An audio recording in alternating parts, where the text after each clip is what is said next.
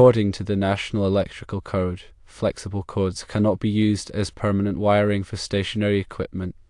For 480 volts conductors, the NEC requires the use of rigid or intermediate metal conduit (EMT) for permanent power connections. EMT is more robust than flexible cords, providing better protection for the conductors. EMT is fire rated and helps prevent the spread of fire. EMT is grounded and helps ensure proper grounding for the electrical system. Given the distance of 75 FD, you can use EMT for the entire run or install a junction box closer to the motor and use flexible cords for the final connection. For optimal safety, reliability, and compliance with NEC codes, it is recommended to use EMT for the entire 75 FD run. Firstly, durability is a key consideration. EMT offers superior physical protection compared to flexible conduit. It is resistant to impacts, crushing, and other forms of mechanical stress that could damage the conductors inside. This is especially important in industrial or commercial environments where equipment and machinery are commonly moved around. Secondly, fire resistance is critical. EMT is made of metal and is inherently non-combustible. It will not contribute to the spread of fire and can help contain a fire within the conduit system. This can buy valuable time for occupants to evacuate the building and for firefighters to arrive. Thirdly, grounding is essential for electrical safety. EMT provides a continuous grounding path back to the electrical panel. This helps to ensure that any fault currents are safely conducted away, minimizing the risk of electric shock. The National Electrical Code (NEC) has specific requirements for grounding electrical systems, and using EMT helps to meet those requirements. Now let's explore the different types of conduit. There's rigid metal conduit, RMC, which is the thickest and most robust type of metal conduit. It's suitable for use in harsh environments and for direct burial. Intermediate metal conduit, IMC, is thinner and lighter than RMC but still provides good protection. It's often used in commercial and industrial applications. Electrical metallic tubing, EMT, is the thinnest and lightest type of metal conduit. It's commonly used in residential and commercial buildings for branch circuits and other general wiring. Flexible metal conduit, FMC, is a flexible type of conduit that's used to connect equipment that vibrates or moves. Liquid-type flexible metal conduit, LFMC, is a flexible conduit that's covered with a waterproof plastic coating. It's used in wet or damp locations. When installing conduit, it is important to use the correct fittings and connectors. These fittings are designed to provide a secure and watertight connection between the conduit and other electrical components. It's also important to properly support the conduit to prevent it from sagging or bending. Conduit should be supported at intervals specified by the NEC. When running conduit, it's important to avoid sharp bends or kinks. These can damage the conductors inside and reduce the ampacity of the circuit. The NEC specifies the minimum bending radius for different sizes of conduit. When pulling wires through conduit, it's important to use a lubricant to reduce friction. This will make it easier to pull the wires and prevent them from being damaged. The NEC also specifies the maximum number of conductors that can be installed in a particular size of conduit. For a 480 volts motor connection, you need to select the appropriate wire size based on the motor's full load current and any applicable directing factors. Consult the NEC tables for wire ampacity and correction factors. Also, ensure that the circuit breaker or fuses protecting the motor circuit are properly sized to protect the motor and conductors from overcurrent. Remember to always energize the circuit before working on any electrical equipment. Use a voltage tester to verify that the circuit is dead. Wear appropriate personal protective equipment, PPE, such as safety glasses, gloves, and insulated tools. Always follow the manufacturer's instructions for installing and using electrical equipment. If you are not qualified to perform electrical work, hire a licensed electrician. Using EMT offers several advantages. Firstly, mechanical protection. EMT provides excellent protection against physical damage to the conductors. Secondly, grounding. EMT can serve as an equipment grounding conductor when properly installed. Thirdly, fire resistance. EMT is non-combustible and can help contain a fire. Fourthly, code compliance. In many situations, the NEC requires the use of EMT for specific applications. Now let us talk about using flexible conduit. Flexible conduit, such as liquid-tight flexible metal conduit, LFMC, or flexible metal conduit, FMC, offers flexibility in routing and connecting to motors or other equipment that may vibrate or move. However, it is essential to understand the limitations and requirements for its use. Firstly, support requirements. Flexible conduit needs to be supported at intervals specified by the NEC to prevent sagging and damage. Secondly, grounding. Flexible conduit may not always be suitable as an equipment grounding conductor, and a separate grounding conductor may be required. Thirdly, protection. Flexible conduit is generally less robust than EMT and may not be suitable for use in areas where it is exposed to physical damage. When connecting to a 480 volts motor, it's crucial to use properly rated connectors and fittings for the conduit and conductors. These fittings should provide a secure and watertight connection to prevent moisture and contaminants from entering the conduit system. It is also important to ensure that the connectors are compatible with the type of conduit being used. Regarding the distance between the disconnect and the motor, the NEC has requirements for the location and accessibility of disconnect switches. The disconnect should be readily accessible and located within sight of the motor, or be capable of being locked in the open position. This allows for safe disconnection of power to the motor for maintenance or repair. Additional considerations include wire size. Use the appropriate wire size for the current draw of the motor. Secure the EMT properly to prevent damage or loosening. Obtain necessary permits and inspections before energizing the system. When dealing with 480 volt systems, always prioritize safety.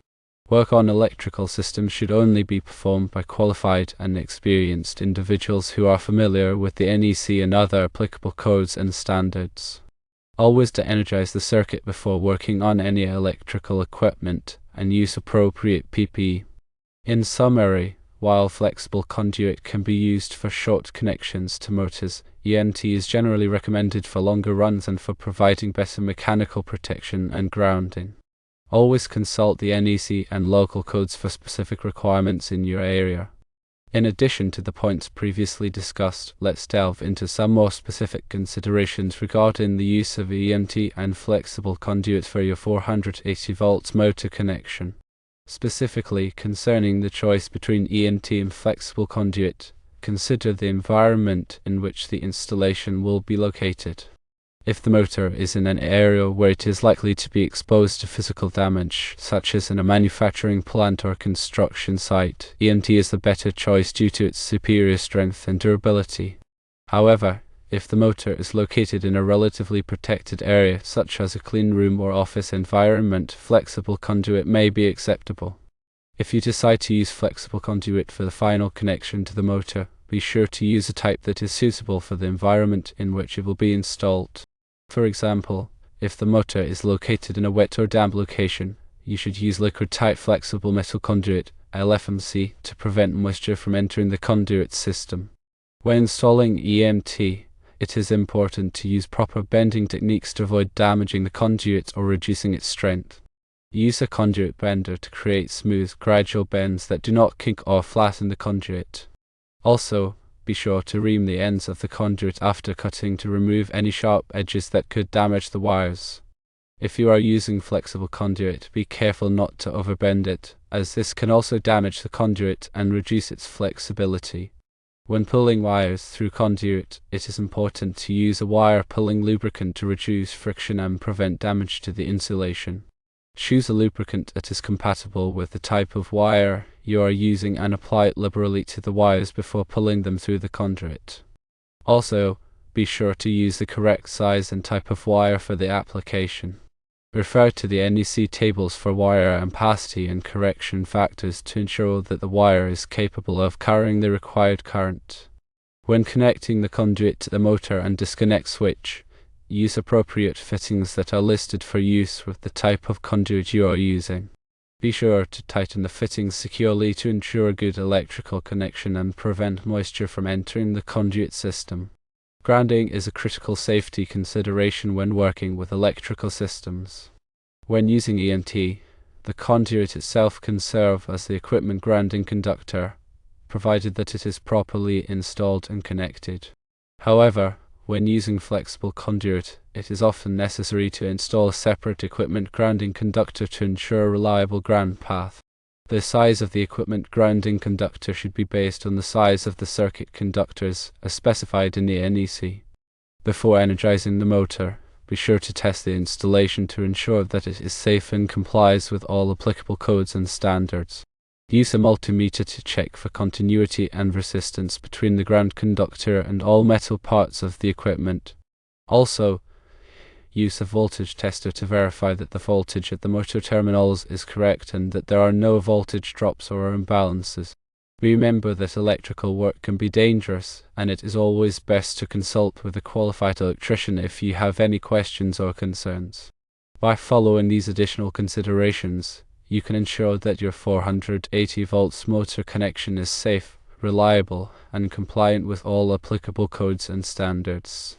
Always prioritize safety and take the time to do the job right.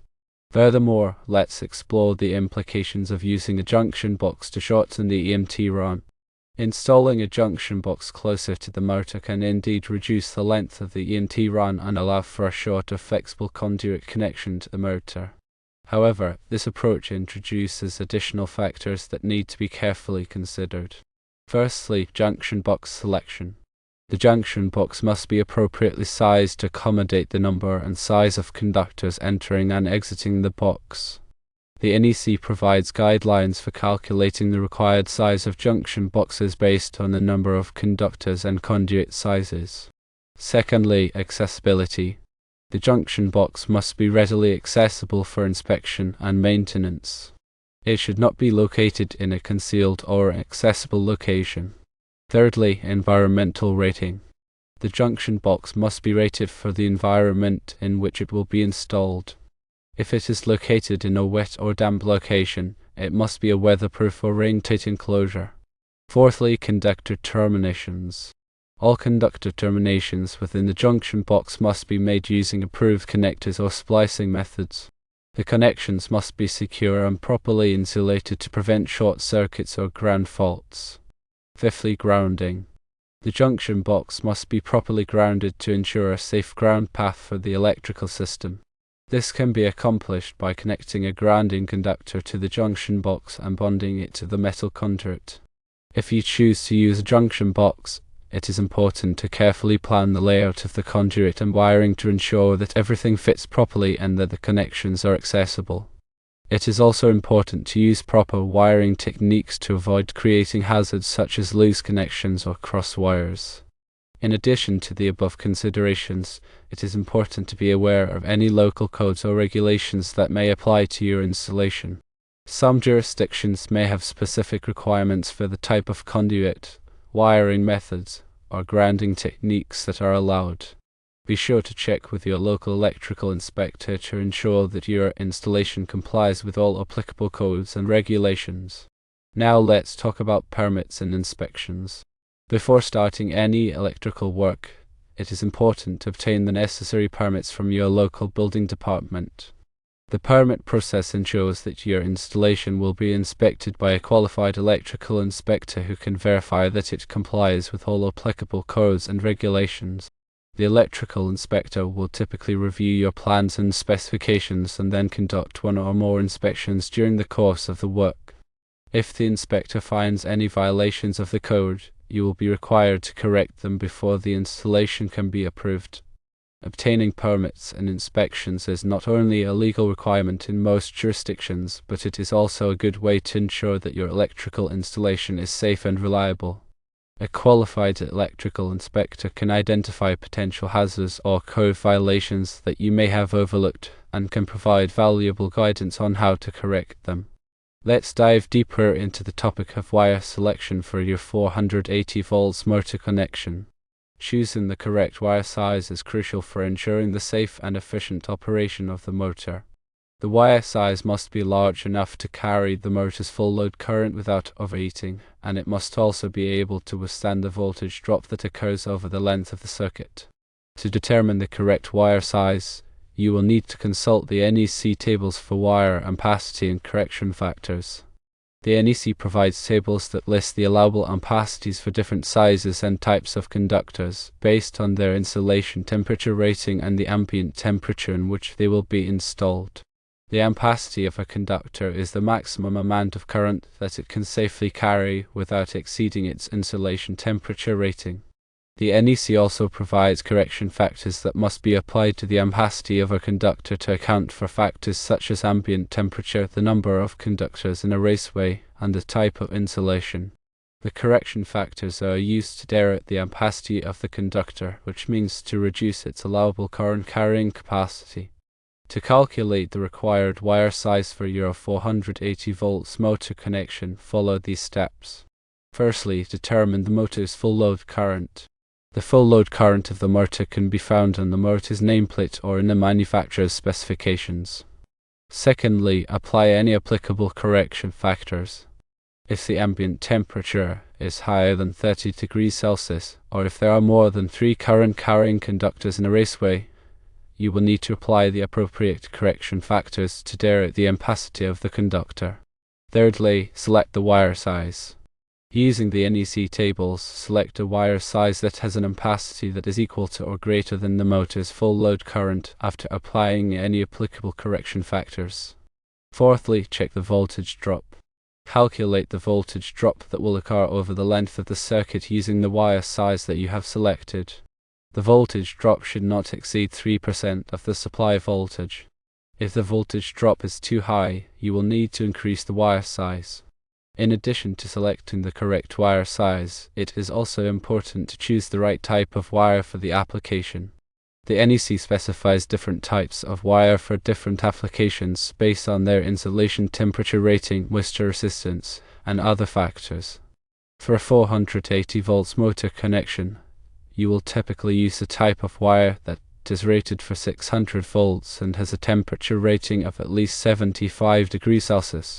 Some common types of wire that are used for motor connections include THHN, THWN, and XHHW. When installing the wire, it is important to follow proper wiring techniques to ensure a safe and reliable connection. Use the correct size and type of connectors for the wire and conduit, and be sure to tighten the connection securely. Also, be careful not to damage the wire insulation when pulling it through the conduit. Let's now address the importance of overcurrent protection for your 480 volts motor circuit. Overcurrent protection is a critical safety measure that protects the motor, conductors, and other components of the electrical system from damage caused by excessive current flow. Overcurrent can be caused by a variety of factors, such as short circuits, ground faults, and overloads. The NEC requires that all motor circuits be protected by overcurrent devices, such as circuit breakers or fuses. These devices are designed to automatically interrupt the flow of current in the event of an overcurrent condition, preventing damage to the equipment and reducing the risk of fire or electric shock. To properly size the overcurrent protection for your 480 volts motor circuit, you will need to consider the motor's full load current, starting current, and service factor. The NEC provides guidelines for sizing overcurrent devices based on these factors. Firstly, motor full load current (FLC). The overcurrent device should be sized no larger than the motor's full load current, multiplied by a factor that depends on the type of motor and the overcurrent device being used. For example, for a standard induction motor, the overcurrent device should be sized no larger than 125% of the motor's FLC when using fuses, or 150% of the motor's FLC when using circuit breakers. Secondly, motor starting current. The overcurrent device must be able to withstand the motor's starting current, which can be several times higher than the FLC. The NEC allows for the use of time delay fuses or inverse time circuit breakers, which are designed to tolerate the high inrush current that occurs when a motor starts. Thirdly, motor service factor. If the motor has a service factor greater than 1.15, the overcurrent device can be sized up to 125% of the motor's FLC, even if the overcurrent device is a standard fuse or circuit breaker.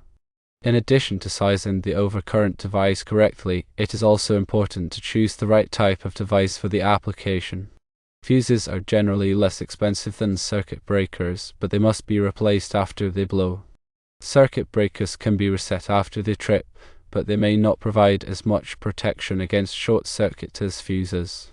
When selecting an overcurrent device, it is important to consider the specific requirements of the motor and the electrical system, as well as the recommendations of the motor manufacturer.